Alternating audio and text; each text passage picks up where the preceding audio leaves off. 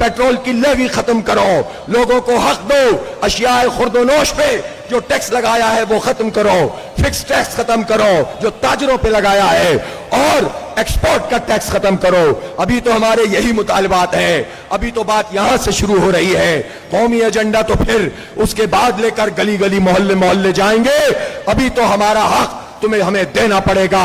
मैं एक मर्तबा फिर आपको सलाम पेश करता हूं, आपकी लीडरशिप को सलाम पेश करता हूं, आपकी नाज़मात अज़ला को, आपकी नाज़मात सूबा को, आपकी तय्यमात सेक्रेटरी जनरल जो आपकी हल्का खवातीन की हेड हैं मेरा तारिक साहिबा, उनको सलाम पेश करता हूं। हमारे पूरी जमात इस्लामी की तरफ से खिराज अकीदत कि आपने आज तारीख रकम कर दी है, हमारा हौसला बढ़ा दिया है। इंशाअल्लाह इससे भी ज्यादा तवानाई से आपके भाई, आपके बेटे और आपके बड़े इंशाअल्लाह इस तहरीक को आगे लेकर चलेंगे कि बिजली के जो बिल हैं ये बम बनकर गिरते हैं। बिल्कुल ये बात ये कोई मुहावरे में नहीं की जा रही, बल्कि ये हकीकत है कि पाकिस्तान में एक बहुत बड़ी तादाद उन लोगों की है जिनकी तनख्वाह, उनकी तनख्वाह से ज्यादा उनका बिजली का बिल आ रहा है। हमें पता चलता है कि औरतें अपना जेवर बेचकर बिजली के बिल अदा कर रही हैं, अपनी घर की चीजें बेच रही हैं। जुलाई में आपने बेच दी, अगस्त में क्या करेंगी, सितंबर में क्या होगा, अगला साल क्या क्या होगा। इसलिए अब ये नहीं है कि हम बस इनकी चीजें बर्दाश्त करते चले जाएं और किसी काबिल न रहें। हम डी चौक जा सकते थे, हमने सारी रुकावटें तोड़ दी थी, हम आगे बढ़ सकते थे, लेकिन हमें मालूम था उसके नतीजे में होना क्या था। उसके नतीजे में होना यह था तसादुम किया जाता, खून बहाया जाता, पुलिस से हमें लड़वाया जाता और फिर हमारे इस एहतजाज को पार्टी वर्सेस हुकूमत का रंग दे दिया जाता, जिंदाबाद मुर्दाबाद होता, इशू एक तरफ रह जाता। हमने एक तदब्बुर का फैसला किया और पाकिस्तान के हवाले से इस बात को समझते हुए कि पाकिस्तान मजीद किसी कन्फ्रंटेशन का मुतहम्मिल नहीं हो सकता, गवर्नर हाउस पे धरना परसों से शुरू हो रहा है। पिशावर वालों से भी बात हो गई है, कोयटा से भी तस्करा हो गया है, लाहौर में भी तय पा गया है। अब ये एक धरना यहां भी चलता रहेगा, यहां भी अवाम का जम्मे गफीर होगा, यहां भी लोगों का इज्तिहाम होगा और उसके साथ साथ पूरे पाकिस्तान में यह एहतजाज वसी होगा। हुकूमत को हमारे मुतालबात ये खत्म नहीं होगा, डरना डरना डरना डरना डरना डरना डरना डरना डरना डरना डरना डरना डरना डरना डरना डरना जो कहीं नहीं वही करना, ये खत्म नहीं होगा डरना। इंशाअल्लाह जब तक हमारे मुतालिबात को माना नहीं जाता ये धरना खत्म नहीं होगा। पहले तो हमें यह बताओ कि जो मुआहदे तुमने किए हैं उनमें से सही मुआहदा कौन सा है। गन्ने की फूक पे चलाते हो और इंपोर्टेड कोल के पैसे चार्ज करते हो, अय्याशिया तुम करो और हमारी माए बहनें, हमारे जवान, हमारे मजदूर, हमारे किसान, हमारा ताजिर और हमारा सनतकार इस अय्याशी का बोझ उठाए। ये नहीं होगा।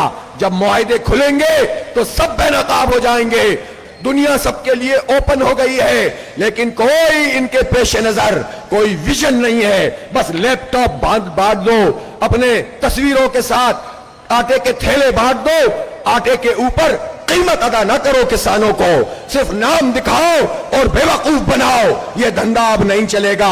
इंशाअल्लाह आपकी मदद से इस पाकिस्तान को उसकी हकीकी मंजिल से आशना करेंगे।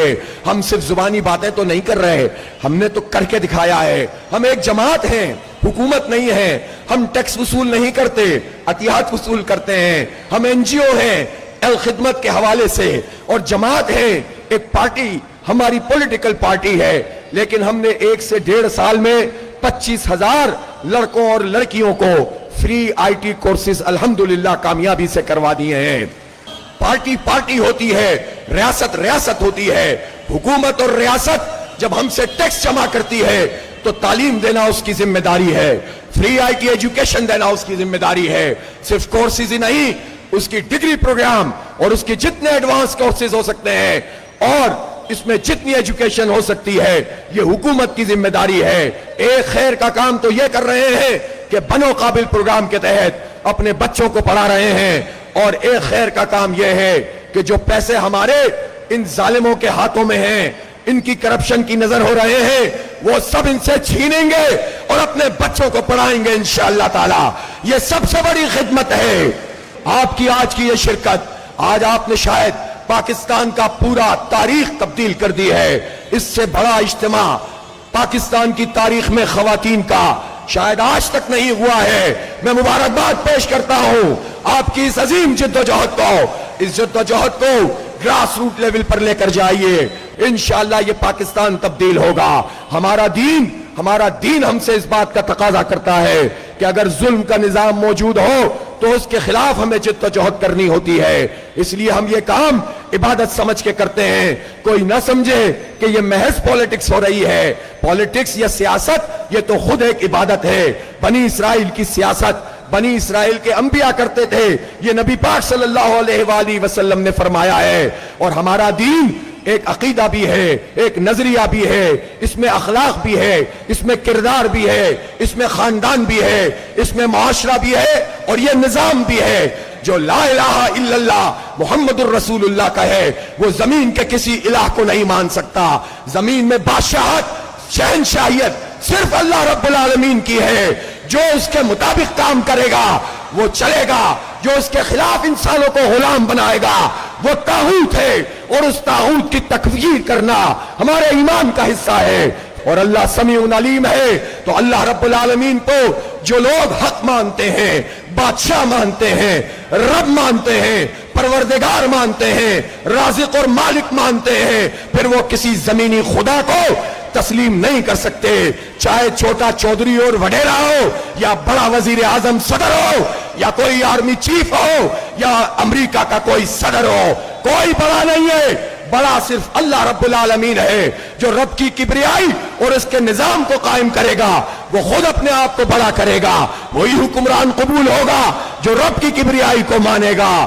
میں انشاءاللہ پوری ذمہ داری سے کہتا ہوں جماعت اسلامی اس کو یقینی بنائے گی کہ اگر کوئی اپنی بہنوں بیٹیوں کو حق نہیں دے گا وراثت میں تو وہ کسی عہدے پر نہیں رہے گا انشاءاللہ تعالی, بلکہ اندر کیا جائے گا.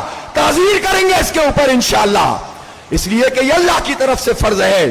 تو اللہ تعالیٰ نے نبی پاک صلی اللہ علیہ وآلہ وسلم نے عورت کو اس وقت حقوق دیے جب ہندوستان میں عورت کی منڈی لگتی تھی, فروخت ہوتی تھی.